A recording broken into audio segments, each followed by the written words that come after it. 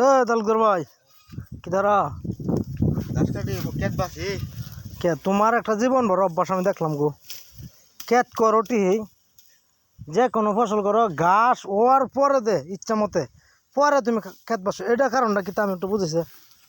এটা কারণটা হইলো আমি আগে ঘাস মারাই, ঘাস মারাই আবার শেষ করি যাতে একবারে বাসে ক্ষেত আমার হয়ে যায়।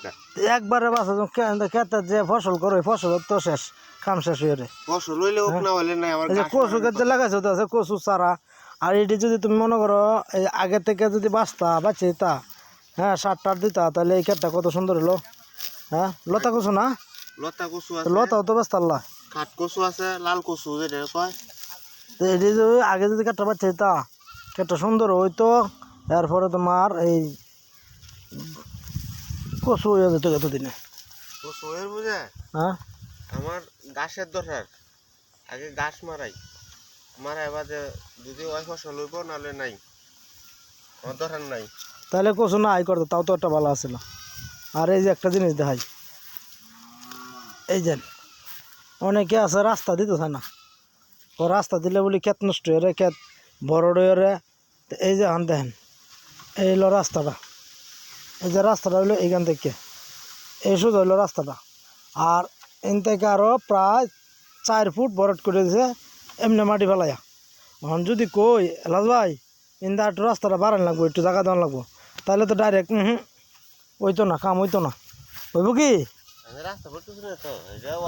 না এটা না, তুমি যে ড্রেনটা দিছো ড্রেনটার ফাটটা কি এত বড়? ড্রেনের ফাটটা তো কষ্ট দেওয়া আছে, আর এর মধ্যে দেওয়া আছে অবস্থাটা। এই যে লেবু গাছ লাগাই রাখছে হুদাই নষ্ট হয়ে যায়।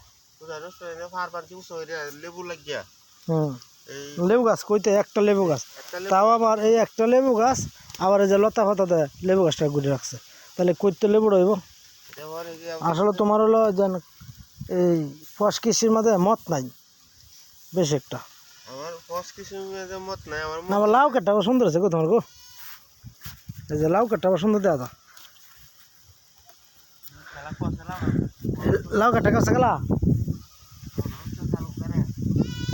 তুমি তুমি করছো তো? হ্যাঁ এই জন্য তো। রতন ভাই তালুকদারের কথা কইতাছি যে ফস কৃষি করে বুঝছ, করার পরে দে যে ফস কৃষি করার মতো করবো যে এরকম না খালি লাগাই তুই জায়গা। আর এই যে গাছ আলি ওই একটা কচু ক্ষেত যে করছে, এই যে দুনিয়া কচু ক্ষেত করছে না ঘাস ক্ষেত করছে দেওয়া আছে, এই যে এটা বিষয়টা হলো কথাটা তো এটা হ্যাঁ কচুর এটা কারণটা কি তো একটু ব্যাখ্যা দিচ্ছে। কারণটা হইলো যে তালুকদারের টিম দিয়ে যে তালুকদারের টিম দিয়ে হইলো এই সিস্টেমটাই যে এইভাবে সিস্টেম তো সবাই করে, খারাপ করে তো সবাই করে, হ্যাঁ চেষ্টা করেছে ভালো করে করার লাগিয়া, তবু হ্যাঁ আগায়া যাই তারতাছে না। ও বেশি আগায় দিয়ে যা বাদা গেলে ফাঁস হায়া যায় খালি ট্যাঙ্ক তুলা খালি ফা দায়।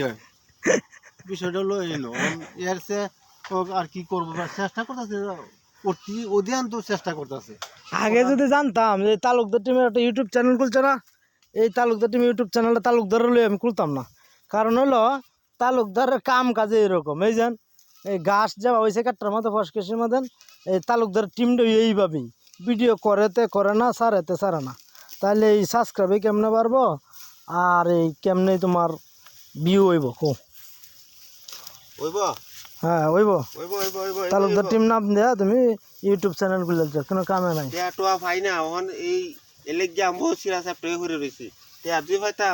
ভাইবা তুমি ভালো ভিডিও না চালে ভাইবা আবু কোনটা গছ হ্যাঁ এটা কি দলে তেতে তুই মাথার দিস বালতি মানছে তো টুপি তুই দিস বালতি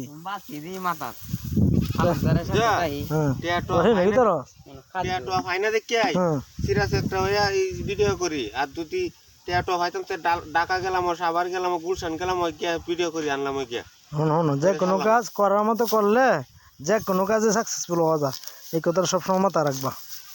আল্লাহ হাফেজ ভাই। ও তালুকদার টিমের হাতে কিছু কইবা? তালুকদার টিমের বিষয় নিয়ে কিছু কইবা? তালুকদার টিমের বিষয় নিয়ে কথা হইলো আমার বক্তব্য হইলো যে আমরা লাগিয়ে এদিকে ফিরে গো আমরা তালুকদার টিমের ভিডিও করতেছি লাগিয়ে আছি, করতে তাই চলতে থাকুক, মানুষে দেখতে থাকুক, মিনিট এই লাইক কমেন্ট এটা করতে থাকুক, আস্তে আস্তে দেখো যে শেয়ার করতে থাকুক, সাবস্ক্রাইব। একদিন দেখবেন যে আমি অনেক উপরে উঠতে হচ্ছি। কথাই কইতে না, এই ইউটিউব চ্যানেলটা কিতাতে করোনা মানুষ এইটাই কইতে না, অত ভিডিও না কাতার মধ্যে নাম দিলছে। হ্যাঁ, চ্যানেলটা সাবস্ক্রাইব করুন লাগবো, বেল বাটনে চাপ দেওয়ান লাগবো, লাইক করুন লাগবো, কমেন্ট করুন লাগবো, শেয়ার করুন লাগবো। হ্যাঁ, এই কথাটি হ্যাঁ কইতেই পারে না, অথচ চ্যানেল খুলছে। আল্লাহ, হ্যাঁ এই কপাল। আমার ভিডিওটা স্যার আমি কই জানো, আমার পেজের মধ্যে স্যার কে নাম, এই পেজের মধ্যে ভিডিওটা স্যার গুড বাই, আল্লাহ হাফেজ।